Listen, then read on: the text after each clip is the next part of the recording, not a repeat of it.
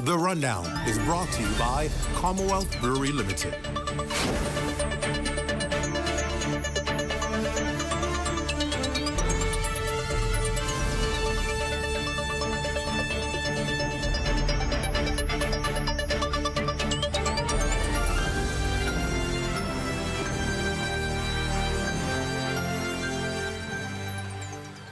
Good evening, ladies and gentlemen. This is The Rundown. I am Howard Grant. It is wonderful to have you here this evening. Beautiful Tuesday afternoon, good Tuesday evening. I know you guys are getting prepared, listening to all those good things. I asked a lady, forgot her name, forgive me. I asked her about her fruit baskets out front. I asked her, is this the pregnancy basket?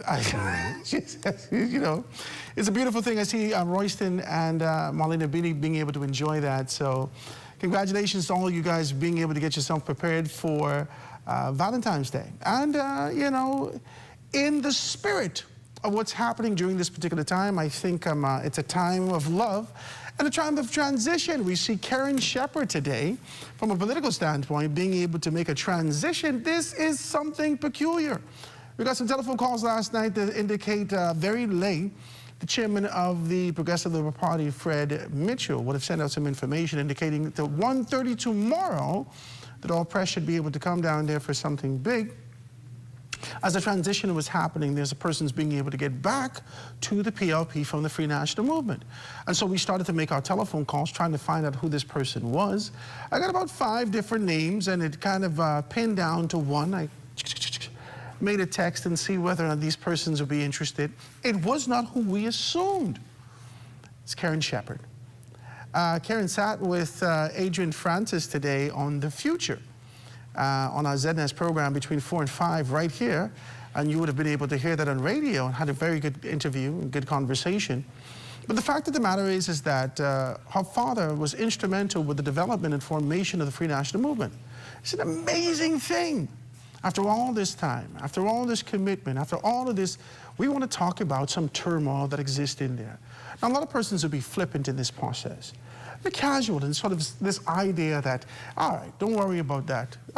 Anyone could do these particular things. Hey, listen, it doesn't happen that way. And she's there and she played a significant role. And she was one of the 4 persons who were vying for the position of candidate in the constituency of Southern Shores. She didn't get that, obviously. We would see Denley Penn in that particular capacity, but there were others in that capacity who felt slighted. After years of commitment and years of work, they decided to go in a different direction. And this is something that I continue to be able to talk about. The Free National Movement has taken this sort of a prospect and posture of being able to go against their own convictions, their own conventions, their concepts and idea of their constitution to be able to move in one particular direction. We're seeing some different things happen. Tonight, I want to have a very good conversation with that. I have a special guest that's going to be able to come in and give us some history of the organization, give us some history of this transition, and tell us about the impact thereof. I know you love to talk politics, so we're going to dive into that and really be able to talk about that this evening, right? We're going to find about this, and we take this quick commercial break, and then I'll introduce you to my guests right after this.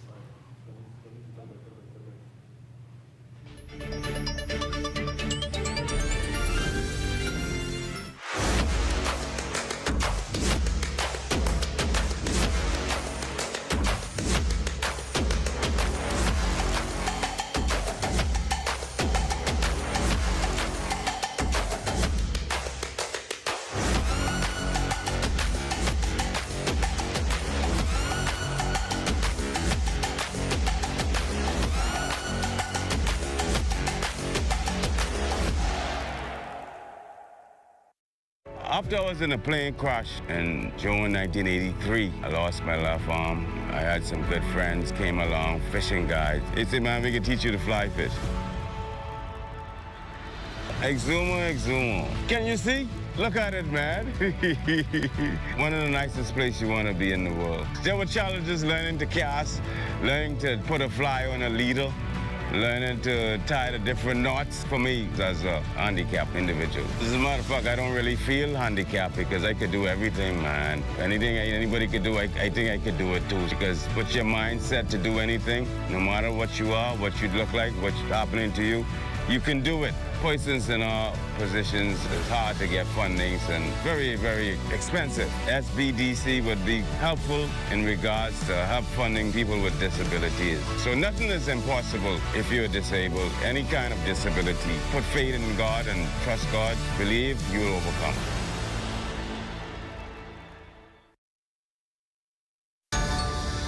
A stage fit for our top-level swimmers, an arena for the fans to enjoy, and a breath of fresh air for our sporting facilities. Join us for the groundbreaking ceremony of the new Grand Bahama Aquatic Center, live this Thursday, February 12th at 1 p.m. only on the ZNS Network.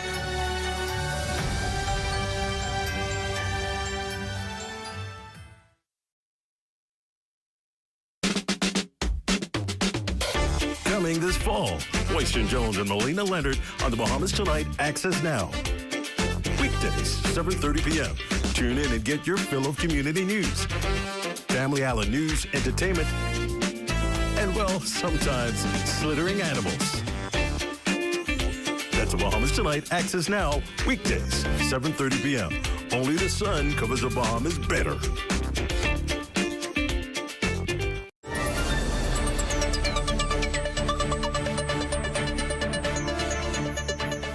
Welcome back to the Rundown. I'm Howard Grant here, being able to have a good conversation with you. We started off with a lot of sort of a social hotspot and a hot topic for today with the transition. Like I said to you last evening, we got some information from the chairman of the Progressive Liberal Party indicating that there would be a significant transition of sorts and persons defecting from the Free National Movement going back to the PLP. Trying to find out who that particular person was. They tell me who it is, and oh boy, we made some calls. And come to find out it's Karen Shepherd. Karen Shepherd, like I said, if you're just being able to tune in, she was a person who was actually one of the runners. I think it was 4 persons that the Free National Movement had in the constituency of Southern Shores, and then it ended up being able to boil down to one person in person of Denley Penn. We know that a lot of persons were vying for this particular position, and it just didn't work out. Karen, I don't think that she, maybe she was a little slighted. We're going to be able to kind of pull her on and see if she can be able to sit with us to get further information. But I feel like this was some information that came to the forefront. And the PLP was celebratory in their posture, right? I saw the chairman being able to put a hat on her. She had a little speech and talking about those things. Today, I want to be able to bring someone that you are familiar with, that has been a parliamentarian, has been a long-time person of being able to talk about national issues and advocating for growth and development in the country. You know him, you've seen him, you know exactly who he is. He's none other than the Portcake, Leslie Miller. My brother, it's so wonderful to have you. Pleasure to be here, sir. What's happening? Good to be with you. It's good to be with you, man. All right, talk to me about it. Talk to me about it. Talk to me about the history associated with this. I know you would have known her father, Jimmy Shepherd. Yeah. Mr. Shepherd, God bless him, was almost like uncle to me. I've known him so many years, and he was a very delightful person to be around. He was instrumental in the PLP's party in the early days, in the 60s, when 67 general election. He's been around for a long time, and he died suddenly, really. At a very young age. I think Mr. Shepherd was 60 years old. Mm-hmm. His son, who's a policeman in Freeport, was a close friend of mine for many, many years. Mm-hmm. And I know his daughter, she's into agriculture and farming for many years. I didn't know she was a candidate or prospective candidate for Southern Shores. I didn't know that. I didn't know that. You remember the F&M had about 4 people in the constituency for the longest. In fact, it was 3 people, Miriam Emanuel, Karen Shepherd, Miriam Emanuel. I thought they sent her back to prep school. Well, let's see you come on the show to talk. No, Jesus. Hey, listen, I had it done right. So, you gotta learn the basics, eh? Like 1 and 1 is 2, I mean, you know, get real, you know? So it was, I can't, there's a third person, I cannot remember who the third person was. And so out of nowhere would have been able to come, almost superseding the entire process, Denley Penn. Yeah, Denley Penn, she's a fiery lady, And she... She's a fighter, I'll tell you that. Well, they say first rat in the hole is tail covered. But it seems like... Who's the first rat? It's the first rat in the hole is tail supposed to be covered. She came in late. And so it seemed like the first was the last and the last was the first. And when she being able to come in and acquire that particular position, it left a lot of sour taste in those people out in the Free National Movement. They kept saying the entire constituency. But she was associated with them before. In the Free National Movement in North Abaco. Yes, right. In North Abaco. Yeah, she was very instrumental in North Abaco. And it was said that she also was trying to be able to do something with the PLP. She was worked with my good friend and brother, Obadiah Wilscombe, and he was minister. She was in his ministry for a while. Yes. We got to know each other. I'll tell you, she was very helpful in assisting us in many things, especially with the burial of persons who couldn't afford a decent funeral. She was instrumental in many ways. I remember this lady who had a son or someone killed through Roscona. And the Prime Minister, Right Honourable Philip Davis, and I went through there. I took him through there. And she did it for free. She's she's a decent Over the person. years, she's been doing that in terms of giving back in the constituency. Yes, she has been. Very there is some kudos for her and her sort of community give back in those particular areas. But tonight, we want to talk about this sort of defect and this sort of an idea of shifting in the Free National Movement. We would have seen this indifference happen, and you and I talked about this already. We would have seen this indifference happen in the constituency of South and Central Eleuthera, when they started to kick up with Kelly, right, and it was supposed to be Cassius, right? We would have seen it happen in North Abaco, when it was supposed to be, the Constituency Association said that it was supposed to be Gray, and Boodle got in that particular capacity. We would have seen this in South Beach, when it was initially supposed to be Jamal Moss, who's just been ratified for the constituency of St. Barnabas. We would have seen it in the constituency and the indifference that existed in Central Grand Bahama. All this with the Free National Movement. In any election cycle, you're going to have a lot of movement. You're going to have people who have been vying for a position for a long time and were supposed to be the front runner. And, the leaders mostly tell everybody, you're good and you should make it. And you straight, man. And far as they can, I'm a show of it. I went through that one time. You get that what I do? Well, only one thing could do it to me. That was in 1982. Benson Linden and God bless him, called me to their office at 7 o'clock in the morning out on Bay Street. I want you to be our man for Blue Hills. So I said, okay. So he opened up headquarters, and I did. And next thing I know... Hold on to the story. Don't go nowhere. I got to take this quick commercial break, ladies and gentlemen. When we get back, we can hear the rest of this story where they tell him, your man didn't tell you? Yeah, man, you straight. We're going to be right back after this right there. I learned that one. Behind every strong economy is a bold entrepreneur, and we're here to support them, island by island. On Long Island, we've helped 77 entrepreneurs turn their dreams into thriving businesses. Through over $1.9 million in approved funding, the SBDC is strengthening Long Island's economy by investing in its leading sectors: fishing, transportation, and agriculture. No matter the island, every business we support strengthens the economy, starting with yours. SBDC, Bahamas. Let's swim Bahamas, bring water hazards to an end. Let's swim Bahamas. Water safety rule number 3. Do not duck or hold other swimmers underwater, use rough horseplay, or show off in or around the water. Let's swim Bahamas, bring water hazards to an end. Water hazards to an end.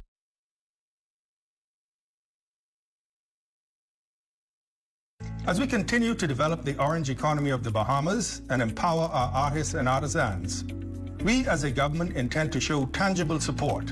We are therefore requesting our Bahamian artists and artisans to submit images of their handmade, authentically made Bahamian products and prices as we move to produce a live digital booklet with Bahamian-made works. With the creation of a live booklet, artisans can always submit new works to be included. It is our intent to use this book as a catalog for the purchase of items by all senior government officials for gifts, display items, and the like. Ministers, permanent secretaries, members of parliament, and ambassadors will be supporting our orange economy by the purchase of items and in sharing this book to the wider global creative community. We are committed to grow and expand the orange economy of the Bahamas.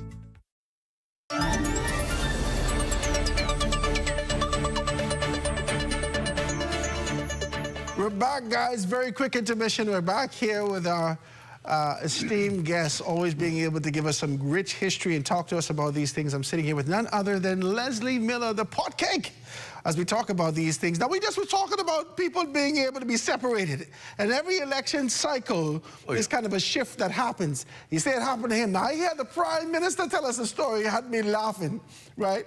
But I never heard. Tell people this story now. Yeah, man, you know, they called me in and set up your headquarters. I went immediately down on Blue Hill Road, two-story building, right opposite Garden Hills, number 1, set up my headquarters. You set up your headquarters before you get ratified? Paid the man for 6 months. I was ready to go.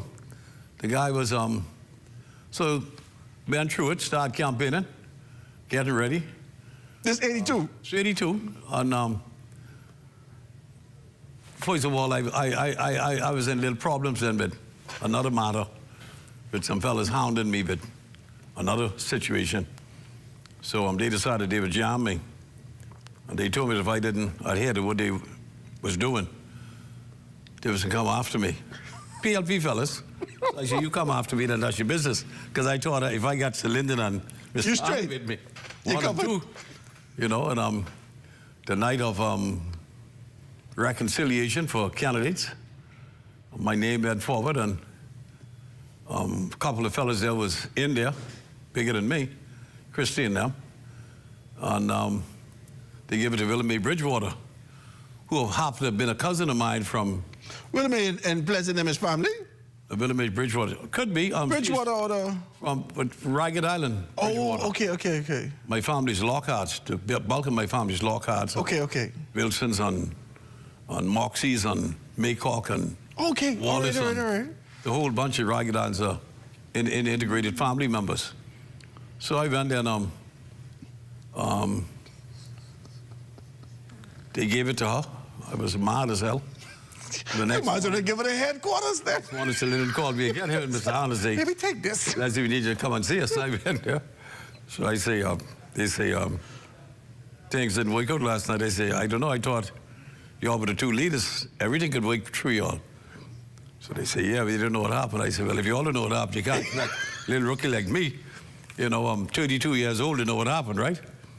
So they say that, I say, well, you know, this is it for me. Think about it with this no more. No, I say, y'all give it to us, so let her go run a damn campaign. Then they say, no, you got to go and run the campaign. I say, do what? I say, you got to keep your headquarters. So, you know, I reluctantly gave in because I had so much respect for Mr. Hahn and Mr. Linden. I said, anyhow, I'll go do what I got to do, and I did that. And we went up against the other folks. Went in there and spent a lot of time and money and effort, put a good team together that I had. My team went with her. And she lost. And 2 days later, I went and bought a 920 loader, because I was already doing work in there before, and started to clean up every lot.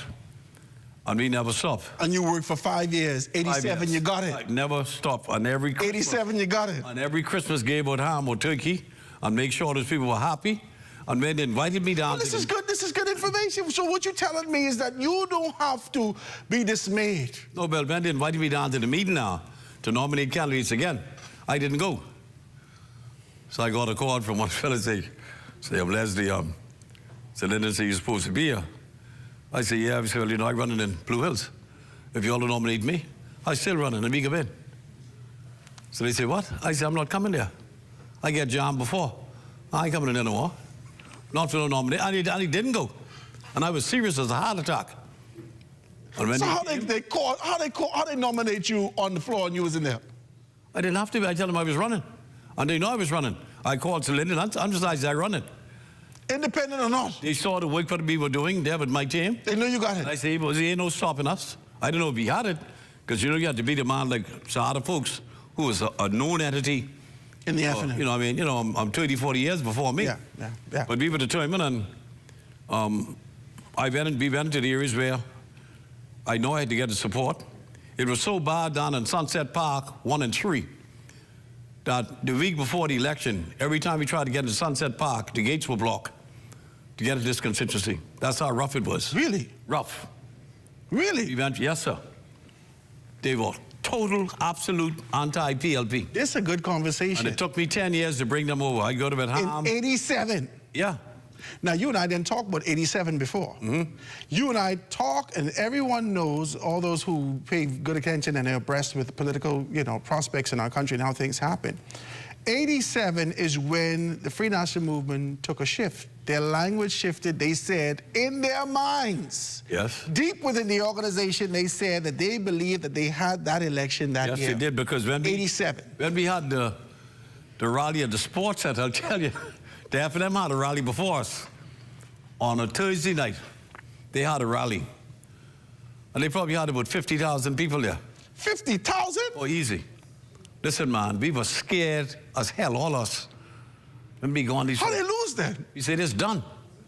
So that morning about 9:30, Sir Lyndon called all of us. Say, come down to headquarters. I'm having a press conference.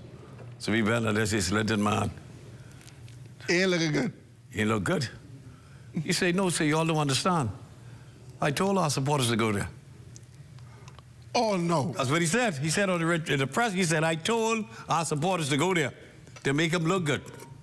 So I like fat guys say, I said, this man is the best. But that's Saturday night. He said, now we having a rally there Saturday night. And he had the rally. How much people show up? Twice as much as what they had. 100,000. I say twice as much. You need to stop. 100,000. I said the place was so packed. I talked with the old sports center. You couldn't get through the gates with so much people. My God. Then I realized, I said, this man is a total, absolute genius.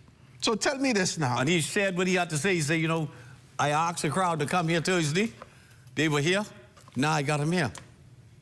And I got them other set, some of them here too. You got everybody here? Yeah, the election was tough. In fact, only 2 seats changed hands in the 87 election. He said that. Janet Boswick won Yamacraw, and we won Blue Hills. 2 seats. Then tied, that's the first time it ever happened. 2 seats lose and change hands. Well, tell me 2 new candidates. And of course, Yamacraw was a new constituency. And Sir Lyndon sent his daughter there. And of course, she got beat. And Janet Boswick won. And we took Blue Hills. And the rest is history. What do you feel since 87 election and the hype associated with that, the voter turnout were being large? 92 voter turnout. Voter turnout in 92 was large. 97 voter turnout was large. 2002, when the PLP came back in after the 2 defeats, consecutive defeats by the Free National, the voter turnout was large. Now, simultaneously, something happened. We see the murder rate increase in the country significantly since 2000, and simultaneously, we've seen a significant deduction in persons actually going to vote, right? Over those past 26 years. I don't think the it's been a decline. Has nothing to do with the... No, it ain't nothing to do with it, but I'm saying we see one thing going up, and what the natural aspect of what we expect in terms of people excited to move towards voting, that don't happen no more. So I want to know from you, what is the sentiment? Listen, in the 92 election, first of all, you realize the Right Honorable Hubert Ingram used to be our chairman, eh? I know. We became good friends because he had me in 77, handled Milo Butler campaign, and we became very close friends. And every Monday, I had to report to him what the score was for the week. I would go myself and Billy Gadet would go and we'd go and I report it to him and tell him what the score was. Because I lived through Pinedale, the middle of the constituency, and I was obviously with Mr. Carlton Francis when it used to be South Beach in 72. So I've been around a long time. And I would go and report. And when we expelled Mr. Ingram from the PLP, that was probably the greatest mistake the party ever made. I was never with it, by the way. He knew that. And, but it started in Grand Bahama. It's a good conversation. It started in Grand Bahama when... But I feel like he designed that to happen. No, Sir Lyndon called him. From he went against Sir Lyndon's desire to be able to ensure that Sean McQueenie get in this particular capacity. From he did that, and he said, we want you to vote for, what's his friend, Buller? Yeah, Buller. We want you to go with Buller. Yeah. When he decided to go with Buller, Hubert Ingram knew he signed his own contract. That was his death contract politically. No, there was a But lot it was of a fellas. revival elsewhere. I realized back then you had a cadre of young professionals coming home from school, all of us in the early 70s. I graduated in 71. Yeah, And Christie got also. school in 72. Yeah. All of us came back basically to say, Christie's older than me. Miss Christie would be 72, 82, 83 this year. So he's 5 years older than me. Not as my personal friend, best friend for over 50 years. He was 3 years older than me. He'd have been like, I'm 77. He'd have been 80.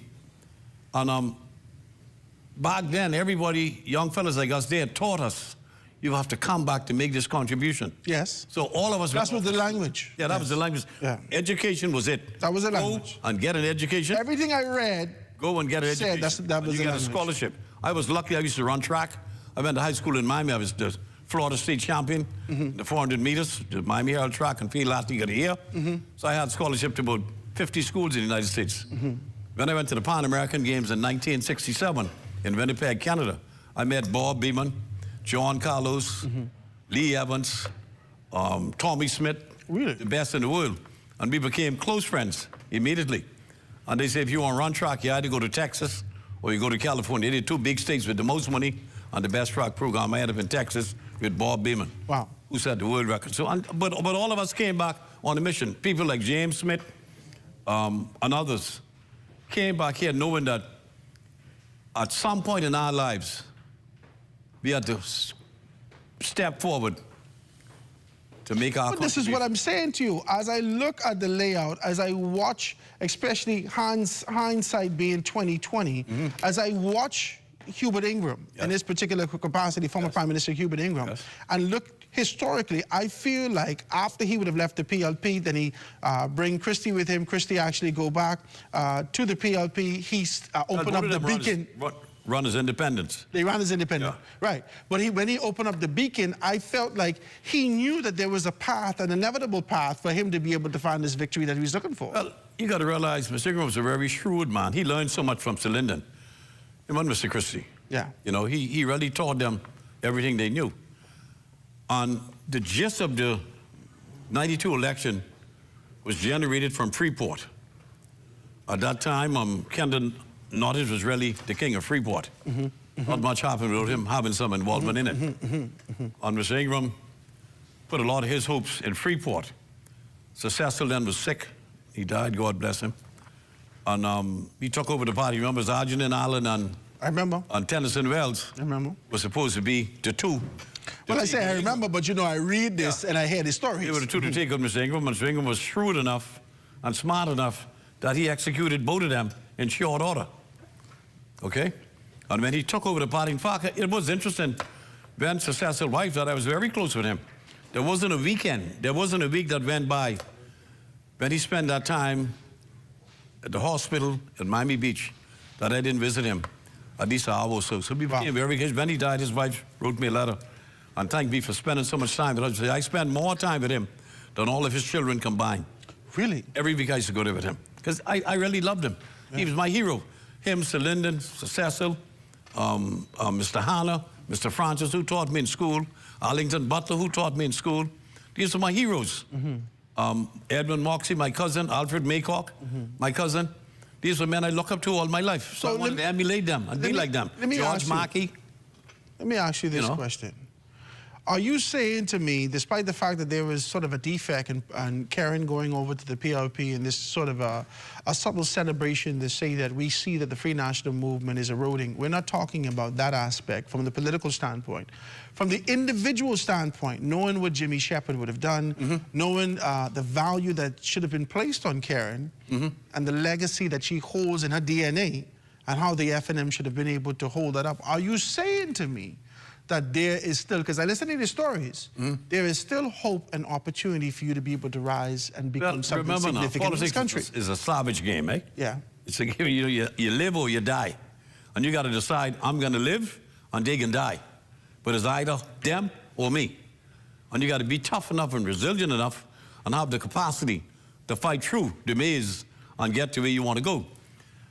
I see her, she's a decent woman, but I don't understand the big deal if someone leave an organization.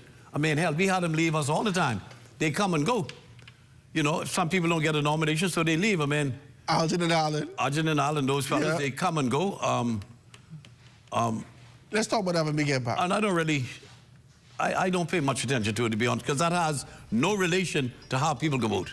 Zero, zilch. Let's talk about it when we get back. When we get back, we're going to talk about the dynamics of these prospects and concepts and why persons move out and whether or not it's just a psychological thing or if it really has any bearing on persons being able to make this move. Quick break, guys. Going to be right back after this.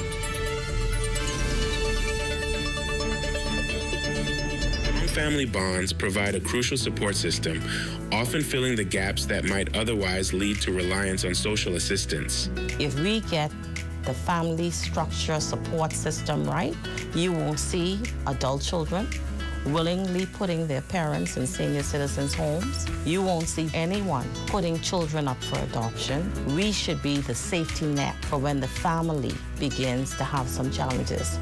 Addressing the root causes of dependency is essential, as our goal is to shift the focus from merely providing aid to fostering self-reliance.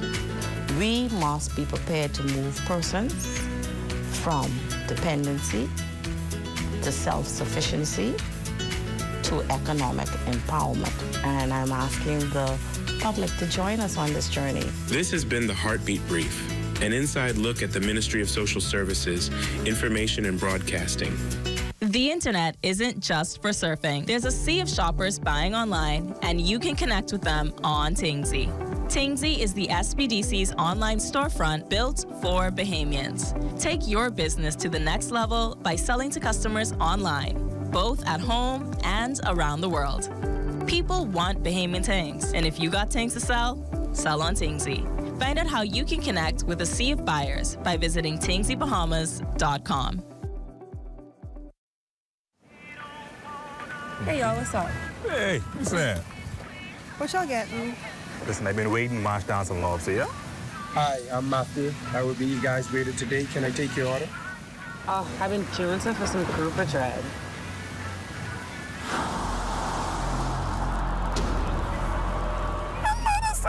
Y'all see this?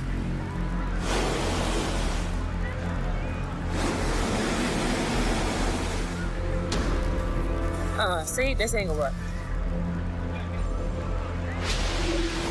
Where the fish gone, though? But how, though? Don't leave our children with no fish in their future. Protect our sea.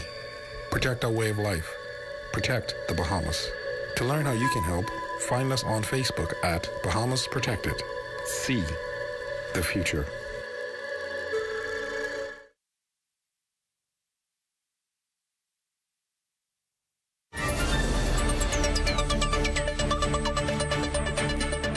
And we're back, ladies and gentlemen. The countdown. I'm here with the pot cake, Leslie Miller, just being able to give us some history and some understanding and trying to be able to find out whether or not this is a psychological concept associated with persons transitioning from one place to another. We see that the Progressive Liberal Party has been able to kind of gravel in this concept and idea that we had Karen Shepherd, and her father was one of the four founders, or the founders of the Free National Movement. The Free National Movement, for all intents and purposes, is being able to fall apart at the seams, right? Karen Shepherd is being able to come back to the PLP. All this is, I don't know whether or not it's optics, I don't know whether or not it's a psychological warfare. What is it? Talk to me, Leslie. Listen, let's be frank. The average Bahamian, as I go door to door, Dave and I, people don't really be concerned about the opposition, you know. Mm-hmm. For the last 30 years in our country, no one has gone too straight except for Mr. Ingram, 92 and 97, and the whole game changed. The average Bahamian is looking at what is going to happen to my family. How do I progress as a Bahamian? And, you know, it's a personal thing. I know, BJ Nottajob used to tell me, Leslie, I see politics in the Bahamas as personal. And sometimes you don't believe you think it's just party. but it's what you can do for me. What are you going to do to advance my cause in my country? How is it going to make life better for my family and me? All of us have aspirations for our children, grandchildren, to be somebody, to earn a good living, to make a contribution, not only to themselves, but by extension to our country. And that's people are concerned with. Coming into parties and leaving parties is a normal thing that I believe have little or no effect. Not that it's somebody of stature. You know, you're talking with people who's never run before, who's never been in parliament before, who's never been a minister before, who's never had a chance to make a contribution. You think the average person is concerned with that? I mean, I see them coming to PLP, a couple of them I already care for them, and I see them as mercenaries because they would go with the highest bidder. You give them one contract, they're gone. So if they haven't been, they get another contract, they'll be gone again. So I really don't pay no chance. I've been around so long. You see them, you come, and they go. Okay, there's always their own benefits as to why they're there with you this time. Not the party benefits, because you're talking about philosophies. The PLP philosophy is different from the F&M philosophy. Okay? We believe in the poor man. We believe in uplifting. Socialist. The fella from over the hill. The guy from Baintown, McCullough Corner, Wolf Road, East Street, Camp Road, St. James Road. That's what we are about. The F&M, on the other hand, people see them as still being aligned with the UBP, the oligarchs that really destroyed our history. But I see what you did there, but I don't know whether or not... Our grandfathers and great-grandfathers hope of You know about the UBP. Yes. My generation, I born in the 80s, and the generation after me, we don't know the language of what the UBP is, but we could be able to associate the F&M with a party that's always attached to the corporate aspect, attached to financials, attached to a desire to be able to do something from a foreign aspect. And so we see the contrast from there, but a lot of older folks will be able to say, oh, this is the UBP mindset. Well, I don't know, I never was under the UBP, I don't know about that. Listen, it's just a matter of concept as to how you feel. The PLP has always been the party of the downtrodden. The fellow who's down and out. Let me try to uplift him. Make sure he get a home. And we started the home program back in 1968 under the late Sir Clement T. Maynard, the first homes down in Yellow Elder. That was the best thing ever happened to poor black people. They never had a home. You live in those wooden places in McCullough Corner, through Ross Corner, and the Clapboard House, yeah. Clapboard House down in Baintown and all those places. So they were so happy to get a new lease on life. And mind you, what was interesting over the years, as you elevate the poor black Bahamian, they turn on you because they say, I got a mortgage, I know PLP. But that has happened all over the world. Yeah, that's progress. See, listen. That's progress. When you start to make money, you start to get more liberal. You want to see how you could invest. How do I retain my money? Where should I put? And so now, this is what's going to happen. Yeah, that's fine. But the PLP also has to develop that. The PLP also has to be on track, trend, and develop that. We will move along as they move along. I mean, listen, how many of us in the 60s had a chance to go to college? Think of the Lyndon and those when they went off school and not in the 40s. That was a privilege. Hadley, one of the smartest men. That was a privilege. I mean, you know, but they did it because they know that they had to make us take a stand against those persons who... Most of them stories I hear, the fellas going to school and say, I never had a dime. I didn't have nothing. Cecil Wallace used to work for customs, you know. For 5 years, he worked for customs. Him and Mr. Lyndon and all of Mr. Hannon, they met off at the same time. And they came back here, and they are heroes. I mean, I love them. There's nothing I wouldn't do to preserve their name and the contribution they made. They made me who I am today, along with Mr. Ingram and Mr. Christie, too, and Brave to a certain extent. But, you know, you try to make the next generation better. That's what life is about, giving back. The Bible tells you, uplift someone. You know. Do you think people are shifting from this concept and idea of party politics? Because you and I spoke about this allegiance to those people who would have gotten their first house in Bain and Grandtown. Those people like more recently, you see the PLP being able to give out land papers in Mose Island and in Gambia, so forth and so on. So there's an allegiance for an empowerment that the PLP has done for them. Those people who are in Linden Pendant Estates who could say, well, you know, I get this house from the PLP, but things have shifted over the time. They also say it too. I got this down mortgage to pay too. You didn't give me no down. In the early days. We appreciate it, but now I got to pay. But a lot of them never had the mortgage up to date. Because some of them really feel that we were giving them a house. And then when you go to ask them, the mortgage mark come, with the mortgage corporation. What's your problem? Say, if a man like you, me, I Oh, the PLP give me this house. put election around the corner, so you can't throw them out. But you got to realize what happened back then. Why that happened? No armed people who worked for government was able to qualify to begin with. Okay. You know what we used to do? You'll have a fella, I worked for Ministry of Works. My ma worked to the school, cleaning the school. My sister worked at Ministry of Health. Menial job. All us had to go on that to qualify for the house. So 4 people qualified for one house for $60,000. Fine, because you get the land for free. Well, at some point, the sister got married. She gone. That's a quarter to the payment. Gone. Then the fella gone live with his girlfriend. That's 50% gone. Now you're stuck with the whole thing almost. And 2 of them stuck. Your mommy getting old. She retire. Well, your daddy. No income coming in. That's how it happened. Wow. And then you got to decide what to do. The government probably spent about $50 million in the whole process since the Mortgage Corporation was formed back in 1960s. But you had to do it. Wow. Because you were helping to upgrade the people, to show them what life could be like, and to give them an advantage that they never had. Because remember, you all don't understand how it used to be, you know. No, he wasn't there. I know he wasn't there, but... Wait, you can tell me the story. To forget your history, you can't go to the future.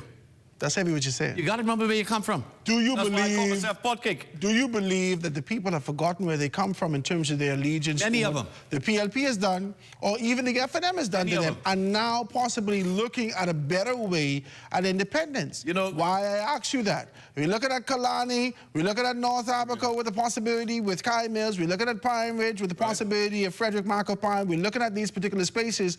Has there been an appetite? Is there a rising appetite to be able to see a shift in our political landscape and makeup? I've seen that over the years. That's just regular metamorphosis with people's mindset changing, your lifestyle change because you got a better job, you got a better education. We got a lot of educated people in this country, you know. Yeah, we do. We ain't got no dummies around here, you know. No, we do. I mean, you got some great Bahamians who went to school and did exceptionally well, and they came back here, they made a contribution. But I'll tell you what kills me.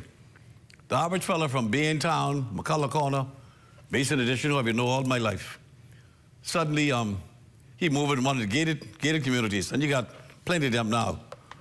And they start complaining, oh, the dogs at night in the neighborhood, they threw over my garbage.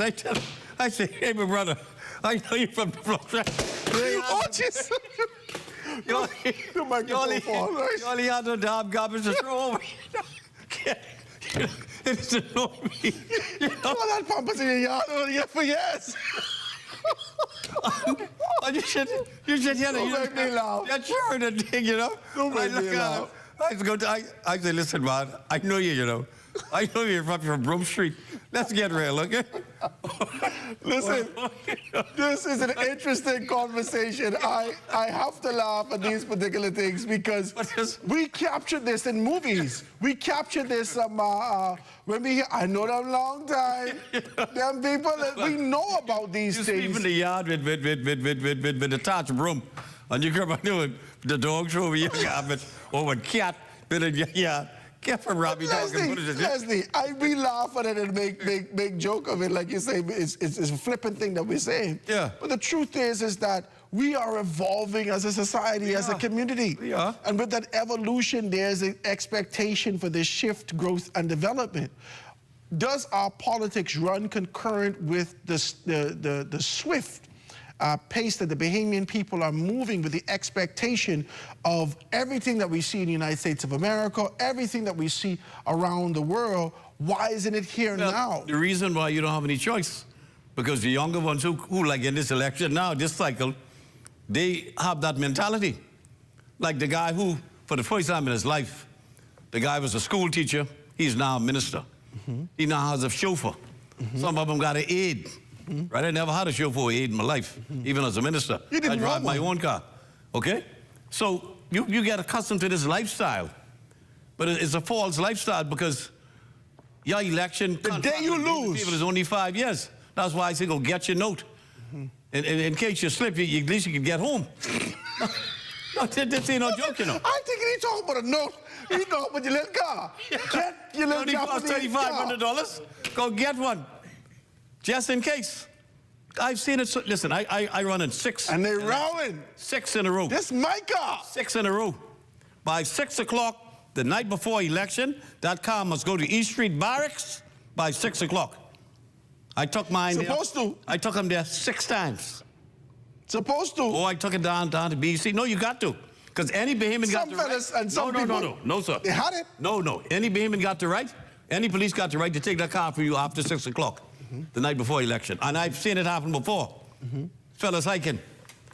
And no lose after that. Yeah? What you mean? Bahamians are cruel, you know. See, in the average Bahamian mind, I voted for you. You was my MP. When I go to see you now, and go to your office, I can't see you. I got to wait there for an hour. You ain't answering the phone. And you get 5 minutes, and you got 2 phones. I never had 2 phones. And then you change your number. Well, the only time I could get you is election time. You belong to, right now, every member of parliament belongs to them, and they're waiting for them. And they get them little lives in the hand, just like Chucky, and they'll juke you in the ground. It happened to me 3 times.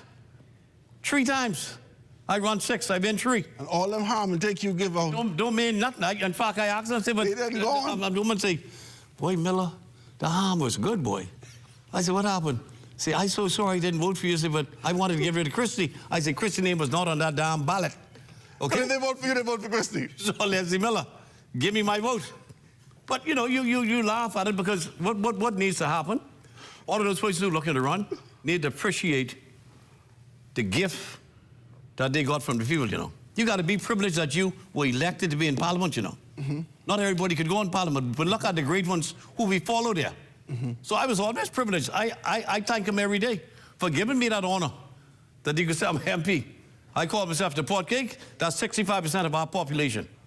Our Port Cakes. People who wake up every morning 6 o'clock, go catch a shower, fix the children breakfast, drop them to school if you got a car, or put them on the bus stop. That's the hard-working, average, ordinary Bahamian. And there's no other resilient creature in the world that is more resilient than a Port Cake dog. The British and the Canadians did a study about 15 years ago. I was Minister of Agriculture at the time. And they took the 2, one to Canada, one to Britain. The Port Cake dog. The Port Cakes. And they one to Canada, one to Britain. That the resiliency and the heart that those dogs had was better than all the other dogs that they had. Why? Because the dogs had to hustle all their life. You ever bathe a Port Cake? No. I had about 6 Port Cake, all named Lucky. In fact, I got to go to speak to pick up another damn Lucky because my other Lucky dead. You know? So every time I get one, I name him Lucky. I need him be too much. You don't get too much because he's died. All right. But I still name him Lucky. Let me take this break. That is a resilient creature. Praise God for Lucky. Ladies and gentlemen, we're here. We're sitting with the Port Cake. We sit with the Port Cake. We have a good conversation talking about the history of these particular things. When we get back, we can ask him just a couple of questions about his very good friend, Dr. Hubert Alexander Minnis. He is a good friend. He was on Christie Park with him. Yeah, I know. Rocking with Doc. Let's take a quick break, guys. We're going to be right back after this. I don't know, but there's all kinds of cars in the park. You ain't even know where to park. Yeah, just don't park in the... Look at this way. Like, you ain't get nowhere to go. Don't park him. Just don't park him. Park over here. That's handicap. No, man, you can't park in handicap spot. I ain't gonna be that long. I ain't gonna be that long. Handicap spot, boy, what's going on, dog? I tell you we shouldn't park here now. This way park here, man. I tell you we shouldn't park here. Don't get one of these things. My bar big broke, and he got a sticker inside. This ain't this mod, though. We gotta move. This is a handicap spot. That's what we gotta move. But we gotta move. Don't. We can move right now. Sorry. Be considerate. Don't use disabled parking spaces without a decal in your vehicle. This message is brought to you by the National Commission for Persons with Disabilities.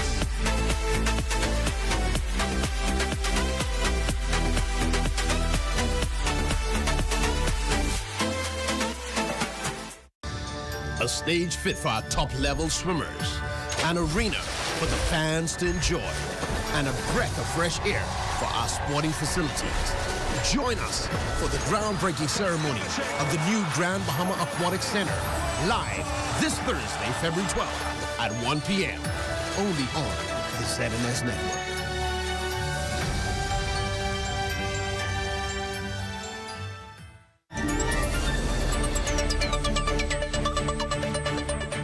And we're back, ladies and gentlemen, the rundown, having a great conversation, very lighthearted and history-filled conversation with none other than the pot cake, Leslie Miller.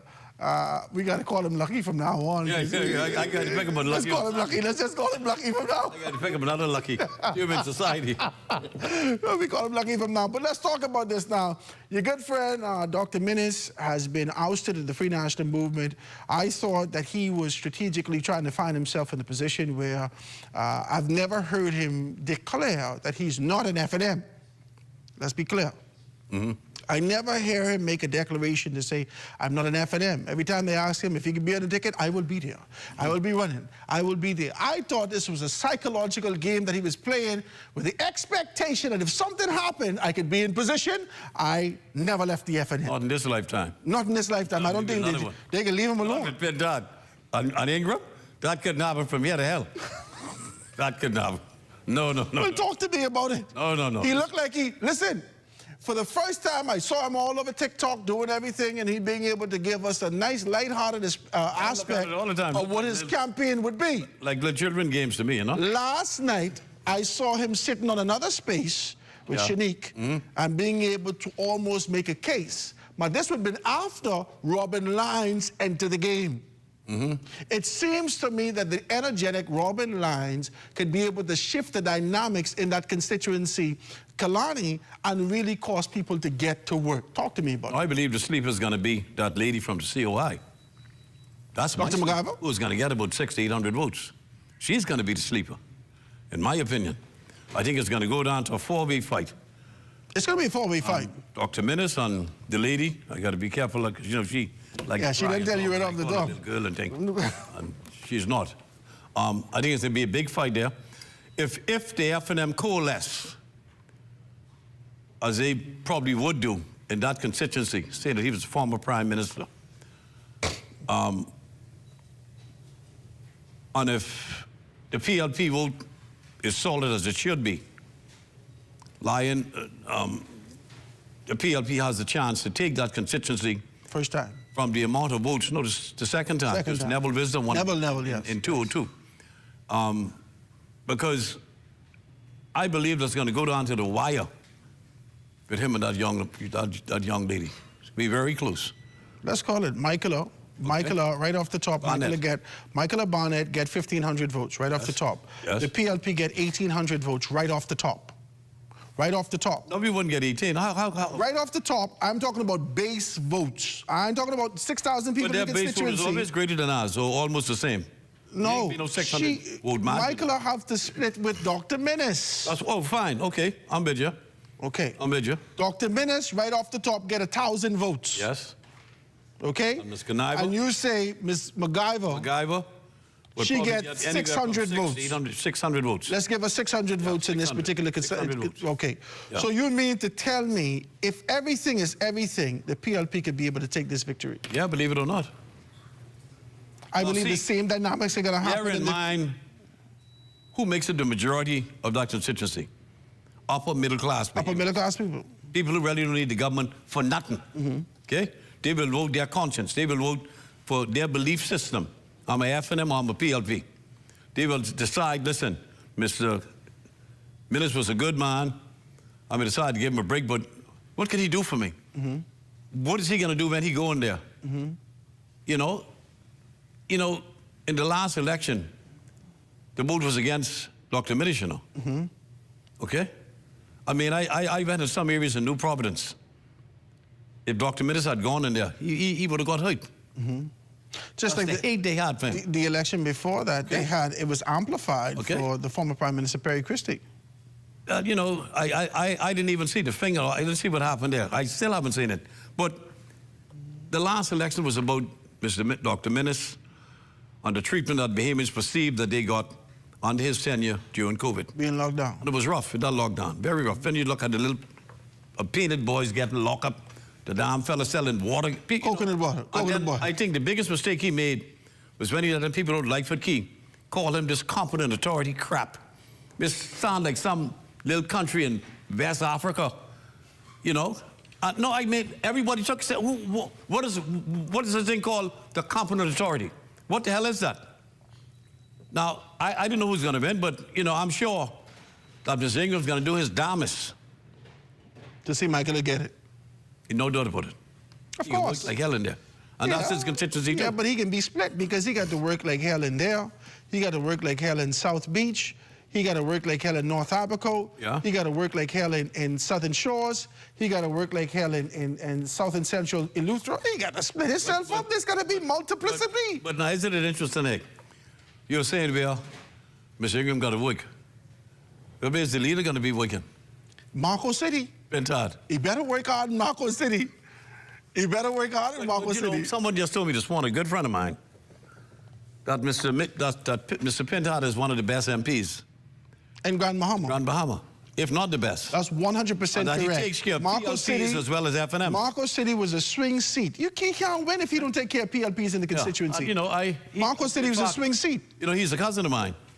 And I respect him. We don't see eye to eye because I felt that some of the viciousness that he showed Minutes scares the hell out of me. That this a guy will come and take your heart out, put it on the table and eat it. You know? He scares me.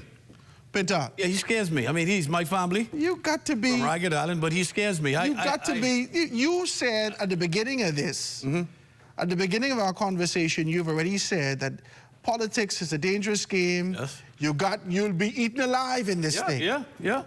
You have to have a posture of a winner. And sometimes that is a relentless posture. It is. It's a relentless posture. Only one could win. He is going to do well in Marco City. We believe that he's going to do well. We believe that the Free National Movement, we didn't get to this, but we believe that the Free National Movement is going to do well in Grand Bahama. I got to talk to you about that. And then we're going to talk about the dynamics you got to come back again. We can talk about the dynamics of what's going to happen in Pine Ridge, how we break it down for what our expectations is for what we'll be able to see out of Kalani and being able to talk about those things. I had a good conversation with you, my brother. I appreciate you sitting with me. Pleasure being here. You got to be able to come back again. Anytime. Ladies and gentlemen, none other than Lucky sitting with us tonight. I changed it even. Man, Lucky is a pot cake. Lucky's the pot cake. Lucky the pot cake is sitting with us. I want to thank you so much, man. That does it for us here at The Rundown. Be sure to stay locked in on the ZNS Network for the Bahamas late. Bahamas Tonight at 11 p.m. It's the final newscast in the country with the latest in news and the information with Corbell Pyfrom. From all of us here at ZNS, I'm Howard Grant, and thanks for joining us.